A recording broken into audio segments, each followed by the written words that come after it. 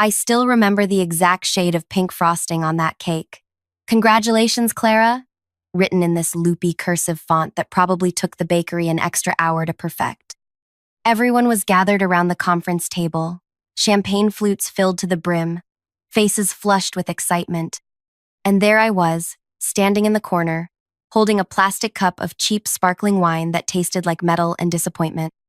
To Clara, Julian announced, raising his glass. Our newest director of product development. 7 candidates interviewed, but experience matters more than loyalty in this business. He looked directly at me when he said that last part. 7 years with us isn't the same as 15 years of industry expertise. Everyone clinked glasses. Someone patted my shoulder sympathetically. The entire marketing department, IT staff, even the receptionists, they all knew that promotion was supposed to be mine. I'd been promised as much in my last 3 performance reviews. Clara caught my eye across the room. She mouthed sorry, while simultaneously accepting a hug from Imogen, from HR. That fake apology was somehow worse than if she'd just ignored me. Toast, Maeve, Julian called out, his voice carrying that subtle challenge. Surely our dedicated senior manager wants to congratulate our newest director. 42 pairs of eyes turned to me. I felt my cheeks burn, but I lifted my plastic cup and forced the corners of my mouth upward. To Clara, I said, my voice surprisingly steady. Congratulations on your success. I raised my glass higher, made eye contact with every executive at that table, and added, I look forward to working closely with you all in the coming months. None of them knew what I'd been building for the past 4 years. Not a single person in that room had any idea. I'm Maeve Donner, 32, and until 3 months ago, I was the most loyal employee that mid-sized tech analytics company had ever seen. 7 years of 60-hour weeks, canceled vacations, and solving problems no one else could figure out. 7 years of being the first to arrive and last to leave. Sorry, I need to take a breath. Talking about this still makes my hands shake. Actually, before I go deep into this, if you're really interested in knowing what happened next, could you please give this video a like? Also subscribe to the channel and click the bell icon to get notified when we upload new videos like these. And tell me in the comments where you're watching from. Because trust me, what I'm about to share might just save some of you from making the same mistakes I did.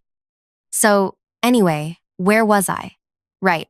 7 years at this company that specialized in marketing analytics software. I was hired right out of grad school. I had this fancy master's degree in data science, but practically zero real-world experience.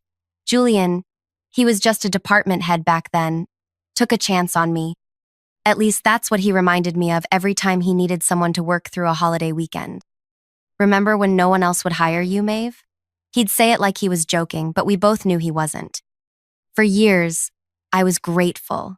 So pathetically grateful. I built my entire identity around being the company problem solver, the reliable one, the one who never said no. The first time I was passed over for promotion was 4 years ago. I'd been there for 3 years at that point, and the assistant director position opened up when Tyrell Mercer left for a competitor. Julian brought in someone from outside, a guy named Preston with fresh perspective, whatever that means. Next time, Maeve, Julian promised, squeezing my shoulder. You're just not quite ready yet. I believed him. That's the thing that makes me angriest now. I actually believed him. That night, I went home and cried until my eyes were swollen. Then I opened my laptop and started working on a side project. Just a little something to keep my mind occupied. I had this idea about a more efficient algorithm for predicting consumer behavior patterns.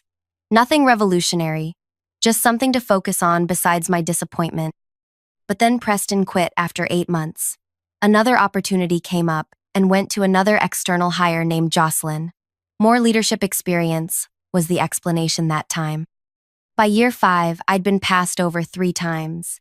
But my little side project had grown into something substantial. I'd built a predictive analytics engine that made our company's primary software look like a child's toy. I kept it to myself, working on it after hours, refining it, testing it with dummy data I'd created. I called it Aura Adaptive User Response Algorithm. Cheesy name, I know, but it was mine, all mine. When the director position opened up, I was certain it was finally my time. Julian had been promoted to COO. My performance reviews were stellar. I'd trained half the department.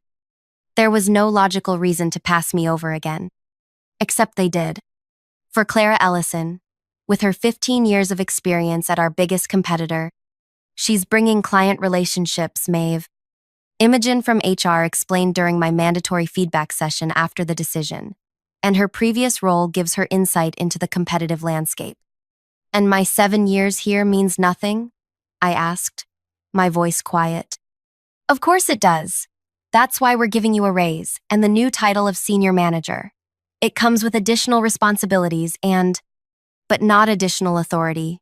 I finished for her. Imogen had the decency to look uncomfortable. Career growth isn't always linear, Maeve. That was the day before the celebration party. The day before I stood in that conference room, drinking cheap champagne, watching them celebrate my failure. Now, here's where most people would quit, right? Storm out dramatically, maybe send a scathing email to the entire company about their unfair treatment. Some would cry in the bathroom, then update their resume and quietly slip away to another corporate prison. Not me, because I had Aura, and over 4 years, it had evolved into something that wasn't just good, it was revolutionary. I'd created predictive algorithms that could analyze consumer behavior patterns with 97% accuracy, compared to the industry standard of around 62%. My system could identify market trends months before they emerged. It could pinpoint exactly which customers were about to leave a service and why, allowing for targeted intervention. In other words, I'd built something worth millions while being paid $82,000 a year to do someone else's work. That night after Clara's celebration, I went home and made a decision. I was done being the reliable, grateful Maeve who accepted whatever scraps they threw my way. I pulled out a notebook and wrote down everything I knew about our company's clients, our internal systems, and most importantly, our weaknesses.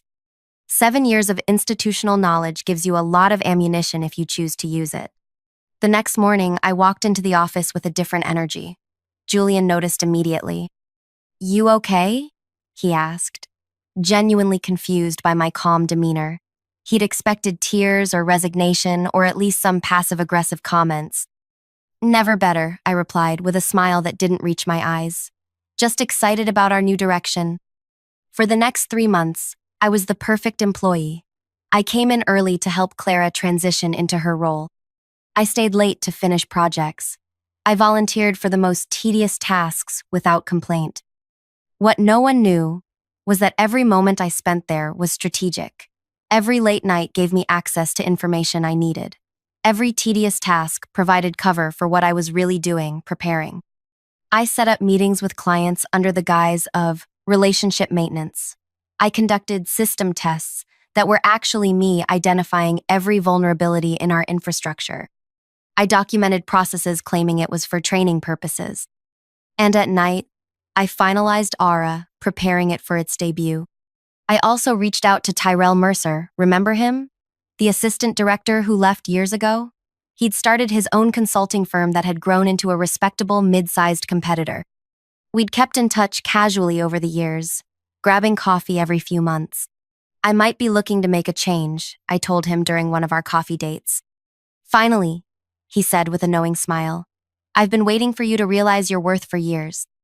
"I'm not just looking for a job," I clarified. "I've built something that could change everything about how we approach predictive analytics." His eyes lit up with interest. "Show me." I didn't. Not yet. Instead, I asked him about his investors, his client contracts, his infrastructure. I needed to know if his company was the right vehicle for what I had planned. It wasn't just about leaving my company. It wasn't even about success. I wanted Julian, Clara, Imogen, all of them, to understand exactly what they had thrown away. "You've changed," my friend Lena said to me one night over dinner. She'd known me since college, had witnessed every disappointment. "There's something different in your eyes." "I'm just tired of being underestimated," I replied, pushing my food around my plate. "No," she said, studying my face. "This is more than that. You're planning something." I smiled at her. "I'm just finally prioritizing myself." 2 weeks before I was ready to make my move, Clara called me into her office, my former almost office. She'd redecorated, of course. The walls were now a creative, mint green, instead of the standard beige. Motivational quotes and expensive frames hung everywhere. Maeve, she said warmly, gesturing to the chair across from her desk. I wanted to check in. You've been so helpful with the transition, but I'm worried you're burning yourself out. I'm fine, I assured her. Just doing my job. That's just it. She leaned forward, concern etched on her face. You're doing more than your job. You're doing parts of my job, parts of the analyst's jobs. It's not sustainable. I felt a flicker of anger. Was she accusing me of overstepping? After I'd spent months making her look good? I'm just trying to be valuable to the company, I said carefully. Clara sighed. Look, I know this has been difficult. Getting passed over for a position you wanted. Deserved. I corrected before I could stop myself. Her expression shifted. There it was. The flash of insecurity I'd been waiting for. Clara knew she hadn't earned this role over me. She knew it had been handed to her because of who she knew, where she'd worked before, the clients she could potentially bring. Maeve, she said softly, I hope we can move past this. I value you enormously. In fact, I've been talking to Julian about creating an assistant director position specifically for you. It would mean a substantial raise and… I stood up so abruptly that she stopped mid-sentence. Thank you for your concern, I said, my voice tight. But I don't need your advocacy. Now, if you'll excuse me, I have a meeting with the Grayson account in 5 minutes. I didn't have a meeting. What I had was a realization. They were finally scared of losing me. Not because they valued me, but because after 3 months of my strategic helpfulness, they'd realized how much I actually did, how much knowledge would walk out the door with me. It was time. That weekend, I finalized my agreement with Tyrell. His company would provide the infrastructure and client base for AURA's launch, with me coming on as a partner, not an employee, a partner with a 40% equity stake in the new venture. I also sent emails to 3 of our biggest clients, people I'd built relationships with over 7 years, people who trusted my expertise above anyone else's at the company. I didn't explicitly ask them to move their business. I simply told them I was making a change and would love to have coffee before my departure. All 3 immediately agreed to meet. On Monday morning, I arrived at the office at my usual early time 7:15. The cleaning staff was still there, and most of the lights were still off. Perfect. I went to my desk, powered up my computer, and began the process that would end my career at the company I had dedicated 7 years to, and begin something entirely new. First, I submitted my resignation letter by email to Julian, Imogen in Human Resources, and yes, Clara. It was brief, professional, and included the standard 2 weeks notice. Nothing that would raise any immediate alarms. Then, I systematically began removing all traces of Aura from the company servers. Not that there was much there, I had been careful to develop it primarily on my personal equipment, but I needed to ensure that nothing remained which they could claim ownership of. As I worked, I felt strangely calm. This wasn't a rash decision made in anger. This was the culmination of 4 years of planning, building, and preparing for this exact moment. By 8:30, people started filtering in. I smiled, made small talk, acted as if it were just another Monday. I was curious how long it would take for the news to spread. At 17 minutes past 9, my phone rang. Julian. My office. Now. I took my time walking to his office. 7 years of jumping every time Julian called, and now I strolled through the hallway, even stopping to refill my coffee mug. When I finally pushed open his door, Imogen from HR was already there, along with Clara and Reynold from legal. Interesting. They'd called in the lawyer already. Close the door, Julian said. His face was flushed, that familiar vein in his forehead pulsing the way it did when a client threatened to leave. I sat down, placed my coffee on his desk without a coaster, and waited. What is this? He held up his phone, displaying my resignation email. I believe the subject line makes it clear. It's my 2 weeks' notice. Reynold cleared his throat. Maeve, Perhaps we should discuss your employment contract and the non-compete clause you signed when you joined the company. I smiled at him. I'm familiar with it. I can't work for a direct competitor for 1 year after leaving. I have no intention of violating that agreement. Then what exactly are your plans? Clara asked, her voice gentler than the others. I'm joining a consulting firm, I replied truthfully. They work primarily in a different sector. Which firm? Julian demanded. I don't think I'm obligated to share that information. Imogen leaned forward. Maeve, we're concerned about this sudden decision. If there's something we can address, some way we can make things right. You mean like the assistant director position Clara mentioned creating for me? I raised an eyebrow. Another empty promise to keep me in place? Julian's expression darkened. We've been more than fair to you. We've rewarded your work appropriately. If you felt otherwise, you should have said something. I actually laughed. I did. For years. During every performance review, every time I was passed over, I said something, and you all chose not to listen. This is business, not personal, Julian snapped. We made decisions based on what was best for the company. And now I'm making a decision based on what's best for me. I stood up. I'll complete my 2 weeks as stated. I'll document all my processes and help transition my responsibilities. Then I'll be gone. Sit down, Julian ordered. We're not finished. For the first time in 7 years, I didn't obey. Actually, I think we are, I said, walking to the door. I have the Westlake presentation to finish. Unless you'd prefer I stop working immediately? They couldn't afford that. We all knew it. Tomorrow morning, Reynolds said quickly. 9 a.m. We'll need to discuss the details of your transition and review your contractual obligations. I nodded and left, feeling their eyes burning into my back. The rest of the day was delicious chaos. Word spread quickly. Colleagues stopped by my desk with confused expressions and awkward questions. Some seemed genuinely sad. Others could barely hide their opportunistic gleam. My departure meant potential advancement for them. By late afternoon, my phone was buzzing with texts from the 3 clients I'd emailed. All had agreed to meet that week. Perfect. After everyone left, I stayed late, as usual. But this time, I wasn't working on company projects. I was preparing for my meetings, gathering data that would demonstrate exactly why they should follow me to Tyrell's firm. Was it stealing clients? Technically, no. I wasn't taking company data or proprietary information. I was simply leveraging relationships I'd built, knowledge I'd gained, and trust I'd earned. There was nothing in my contract preventing clients from choosing to take their business elsewhere after I left. The next morning, I arrived at the office with a small cardboard box. "What's that for?" asked Phoebe, the receptionist. "Just getting a head start on organizing my things," I replied. Her eyes widened. "So it's true? You're really leaving?" 2 weeks, I confirmed. She looked genuinely sad. "It won't be the same without you." That almost made me falter. Phoebe had always been kind, had nothing to do with the decisions that had held me back. There would be collateral damage in what I was about to do, people like her who might suffer consequences. But then I remembered that cake, that humiliating toast, 7 years of broken promises. I hardened my resolve. The meeting with legal was exactly what I expected.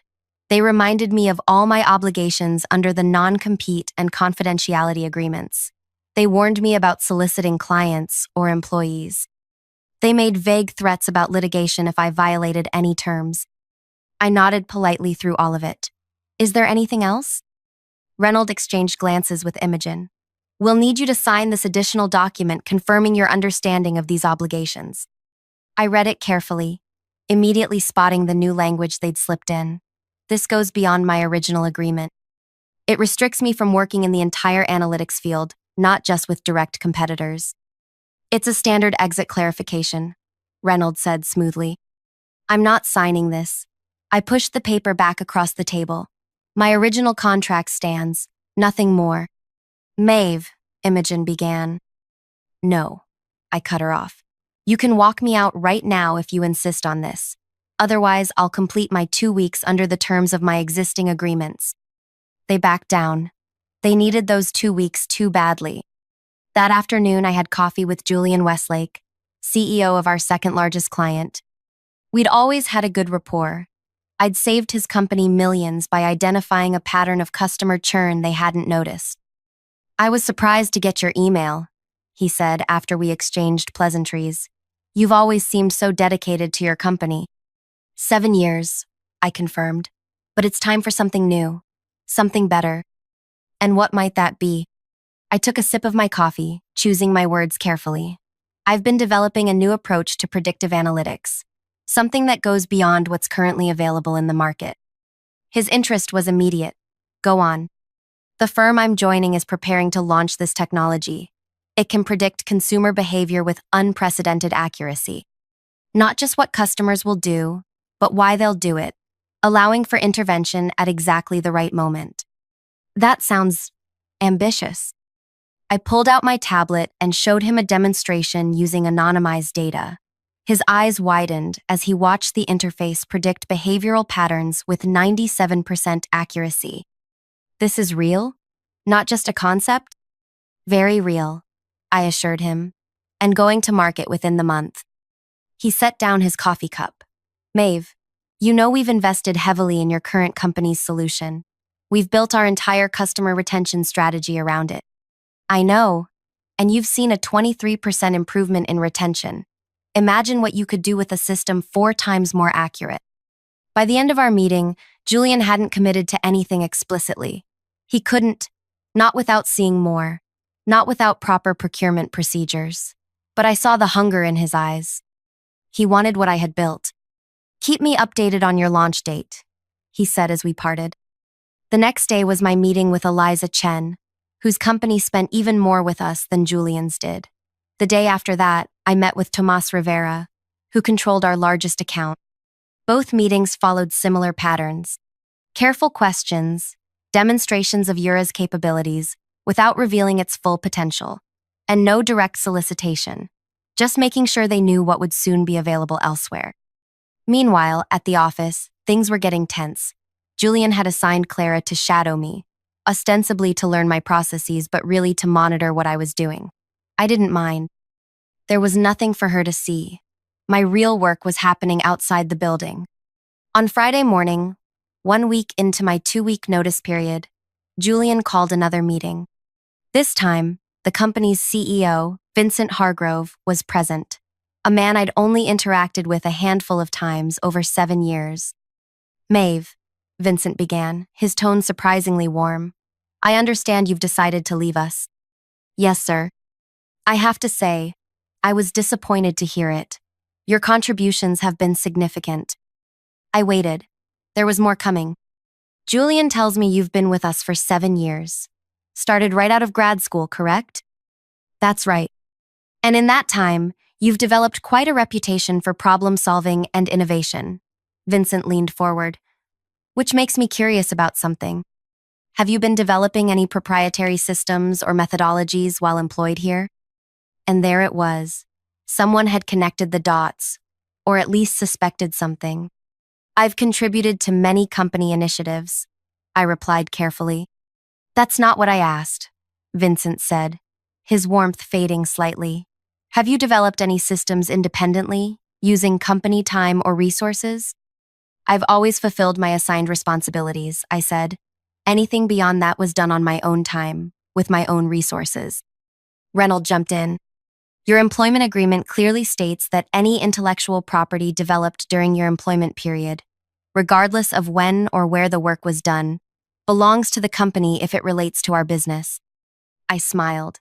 "I'm familiar with that clause. It's standard in the industry." "Then you understand our concern," Vincent said. "If you've developed something of value while employed here, it legally belongs to this company." I reached into my bag and pulled out a document, sliding it across the table to Reynolds. "This might address your concerns." It was a patent application, filed 3 years earlier, for a system and method for adaptive predictive analytics in consumer behavior forecasting. My patent application, filed in my name, long before anyone at the company had any idea what I was building. Reynolds scanned it, his expression darkening. "This should have been disclosed to the company." "There was nothing to disclose," I replied. It was a personal project, unrelated to my assigned work here. I used no company data, no company resources. I worked on my own equipment during my personal time. The subject matter clearly relates to our business, Julian argued. It relates to the field I work in, I corrected. But it wasn't developed for this company, nor did it use any proprietary company methodologies. Vincent studied me with new interest. You've been planning this for a long time, haven't you? I met his gaze steadily. I've been developing my skills and protecting my intellectual property, as any professional would. The meeting ended in a stalemate. They couldn't prove I'd used company resources or time. The patent application, while not yet approved, established a paper trail showing I'd been developing Aura independently for years. As I walked out, Vincent called after me. Maeve, a word in private? I followed him to his office, curious. Once the door closed, he gestured for me to sit. I underestimated you. We all did. I said nothing. What would it take to keep you? And this system you've developed? He asked bluntly. It's not for sale. Everything's for sale at the right price. He named a figure that would have made me gasp a year ago. I shook my head. I'm not interested. Double that then. And the director position you wanted. Clara can be moved to another division. For a brief moment, I allowed myself to imagine it. The vindication of finally getting what I deserved. The satisfaction of seeing Clara demoted. The financial security that kind of money would bring. But it would be hollow. Nothing would really change. They still wouldn't respect me. They'd just fear losing what I'd created. Too late, I said simply, standing up. But thank you for confirming something. What's that? That I've been right all along about my value. The following Monday, my final week 3 bombshells dropped in quick succession. First, Julian Westlake called Julian to inform him they would not be renewing their contract when it expired in 60 days. No explanation given. 3 hours later, Eliza Chen's company did the same. By late afternoon, Thomas Rivera had called Vincent directly to inform him that after careful review of available options in the marketplace, they would be transitioning to a new analytics provider. The office erupted into panic. 3 major clients, representing nearly 40% of the company's revenue, all giving notice on the same day. And somehow, everyone seemed to know I was connected to it. Clara burst into my cubicle, her face flushed. What did you do? What did you say to them? I had coffee with old friends, I replied calmly. Nothing more. They're all leaving because of you, she accused. They're making business decisions, I corrected. Just like this company did when they hired you instead of promoting me. Julian was next, his approach less confrontational but more desperate. Maeve, we need to fix this. Whatever you want, name it. The clients trust you. If you stay, they might reconsider. I doubt it, I said truthfully. They've seen something better. His eyes narrowed. Your system. That's what you showed them. I shrugged. I showed them a demonstration of advanced analytics capabilities that will soon be available. That's client solicitation. It violates your contract. Check the meeting records, Julian. All 3 reached out to me after learning I was leaving. I didn't contact them first. And I never asked them to leave. They made that decision independently after seeing what's possible in the marketplace. Technically true. Carefully, deliberately true. By Wednesday, the stock price had begun to fall, as rumors of the client departures leaked to the market. Analysts were questioning the company's ability to retain key accounts. Thursday morning, I arrived to find Vincent waiting at my desk. You've destroyed 7 years of client relationships in a week, he said quietly. No, I corrected him. I built those relationships over 7 years. The company took them for granted, just like they took me for granted. We'll sue you, you know, for everything you've got. On what grounds? I've violated no agreements. I've taken no company data. I've solicited no clients. I've simply accepted a new position and shown some interested parties a technology I developed independently. You know exactly what you've done, he said, anger finally breaking through his corporate veneer. Yes, I agreed. I finally valued myself correctly. Something this company never managed to do. Friday was my last day. I arrived to find a security guard waiting to escort me to my desk, where I was permitted to collect my personal items before being walked out. Standard procedure for high-risk departures, Imogen explained awkwardly. As I packed my few belongings, colleagues watched from a distance, some sympathetic, others wary, as if my career implosion might be contagious. Julian didn't show his face. Clara hid in her office. But as I walked toward the elevator with my small box of possessions, Vincent stepped out of a conference room. "You won't succeed, you know," he said quietly. "You've made powerful enemies. Word will spread about what you did here." I smiled at him. "What exactly did I do, Vincent? Built something innovative on my own time? Valued my work appropriately when others wouldn't? Left for a better opportunity? Isn't that exactly what we're all told to do in business?" The elevator doors opened. "You know what the difference is between me and everyone who runs this company?" I asked him. "I was willing to lose everything to get what I deserved. You were only willing to pay what you thought I was worth, not what I actually am worth. That was your mistake." The doors closed on his stunned face. 3 months later, Aura launched through Tyrell's company, now our company. The response was immediate and overwhelming. The same week, my patent was finally approved, cementing my ownership of the core technology. 6 months later, we had signed 5 major clients, including the 3 that had left my former employer. Our valuation hit $40 million after a successful funding round. 1 year later, my former company's stock had dropped 62%. They'd lost 11 more major clients. Clara had been let go in the 3rd round of layoffs. Julian had been forced to resign after a disastrous quarterly earnings call. Vincent held on the longest, but eventually, the board replaced him too. I didn't feel the satisfaction I'd expected. There was no moment of pure vindication, no perfect scene where everyone admitted they'd been wrong about me. Instead, there was something better. The quiet confidence of knowing I'd been right to believe in myself. The freedom of building something on my own terms. The profound relief of never having to prove my worth to people who were determined to undervalue me. 2 years after I walked out with that small box of desk items, a business magazine put me on their 40 under 40 list. The photo shoot took place in our new offices, a beautiful open space with walls of windows and no beige anywhere to be seen.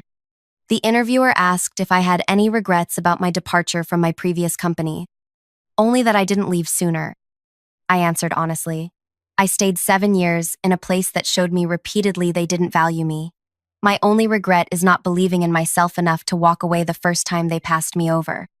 "Do you feel you got revenge?" she asked. I considered the question carefully. "I didn't destroy them," I said finally. "They destroyed themselves by creating a culture where loyalty meant nothing, and innovation was only valued when it came from outside. I just stopped protecting them from the consequences of their own decisions." Last week, I received a LinkedIn request from Julian. He's between opportunities now, his profile says. I accepted the connection but didn't respond to his message asking to meet for coffee, to catch up. Some bridges don't need to be rebuilt. So, that's my story. Not the one I thought I'd be telling when I joined that company fresh out of grad school, full of ambition and gratitude, but it's mine, and I'm proud of it. If there's one thing I hope you take from this, it's that your worth isn't determined by how others value you. Sometimes the most loyal thing you can do for yourself is to walk away and build something new. If my story resonated with you in any way, please hit that like button. Subscribe to the channel if you want to hear more about building something from nothing, or just navigating the messy reality of professional life. Drop a comment below about a time you had to choose between loyalty and self-worth. I read every single one. And remember, experience does matter, but so does recognizing your own value, even when, especially when, no one else will.